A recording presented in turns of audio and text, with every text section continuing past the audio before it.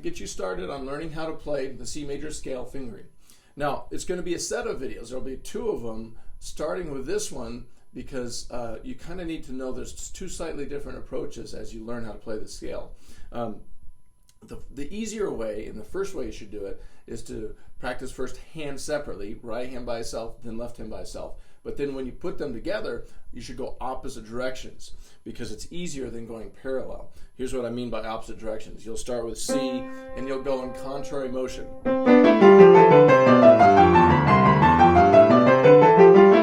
So my hands went apart and then back together again. And then in the second video, you'll find that you'll be learning how to play hands going the same direction, which is much more difficult, parallel direction. Okay, so either way, you'll also notice that I like you to go 2 octaves. A lot of people, when they first start learning scales, they start with just 1 octave, which is okay for learning the scale, but not so good for learning the fingering because you're not forced to do the fingering for such a long time. So if you go at least 2 octaves, you're forced to know that scale and have to do it twice in a row. So make sure you go 2 octaves. Make sure you start, like with this video, going opposite directions when you put your hands together. You'll see that in the video. And then the third thing that I want to make sure you do is say the finger numbers, at least for the first week or 2 that you're working on it. Because when you say your finger numbers, it forces them through your brain better. If you don't say them, you're likely to goof up the fingering without even realizing it. So hopefully you'll heed that advice and you'll enjoy playing your scales. Let's get started. Okay, now the first thing you should think about when you try to play a C major scale is the fact that it's 7 notes. There's 7 notes in the scale, 1, 2, 3, 4, 5, 6, 7, and then if you go 2 octaves, that 7 notes repeats. 1, 2, 3, 4, 5, 6, 7, and then we'll put another C at the very top, the number 1 note. But if you think of it that way, groups of 7, you understand, of course, that we don't have 7 fingers. That would be so cool. But if we only have 5 fingers, maybe you have 7 fingers, but most people only have 5, you're going to use a fingering combination that adds up to 7. We're going to use a group of 3 here on the first 3 notes.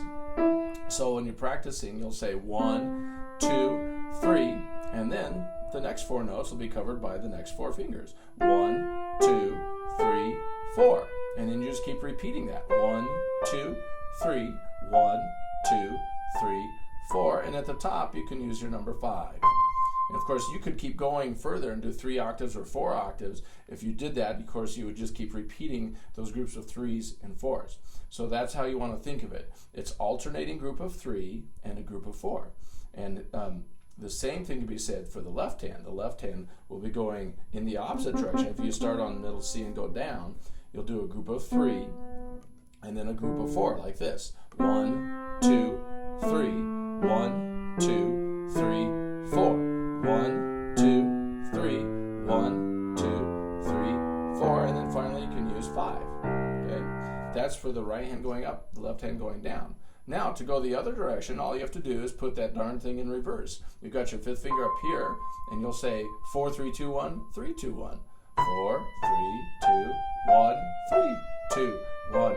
4, 3, 2, 1, 3, 2, 1. Left hand in a similar fashion. You've got your 5 down here on C. You're going to put them in reverse. 4, 3, 2, 1, 3, 2, 1. 4, 3, 2, 1, 3, 2, 1. So let me show you exactly how you should practice these. You take your metronome, put it on a nice, hopefully an easy tempo. I'm going to put it at about 96.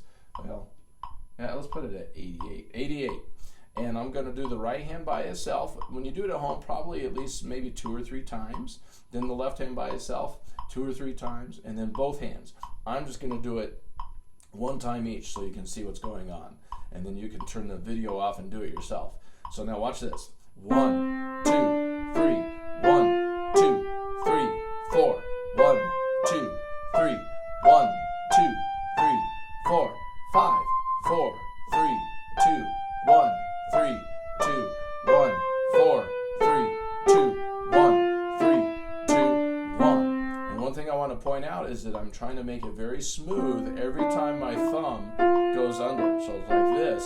When you go from your 3rd finger to your thumb, you make it smooth. When you go from your 4th finger to your thumb, make it nice and smooth. Somebody who's not watching should not be able to tell when you're putting your thumbs under. So now let's do the left hand. Left hand by itself. We'll say you've done the right hand several times. Now it's the left hand's turn. 1, 2, 3. 1, 2, 3, 4. 1, 2, 3. 1, 2, 3, 4, 5, 4, 3, 2, 1, 3, 2, 1, 4, 3, 2, 1, 3, 2, 1. And make sure you're saying these finger numbers while you do this. It'll help you keep track of the groupings. Okay, now once you've gotten good at the left hand, you've gotten good at the right, it's time to put them together like this. 1, 2, 3, 1, 2, 3, 4.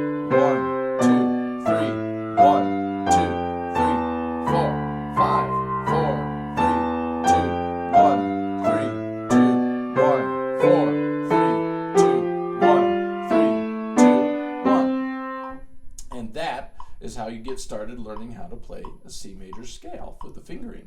Now, I just realized that's probably a little bit of a challenging tempo for somebody at the very beginning. So when you're first starting, you might want to start all the way down at, say, 66 or 72, which 72 would be like this. 1, 2, 3, 4. 1, 2, 3. Okay, so if you need to go that slow, go that slow.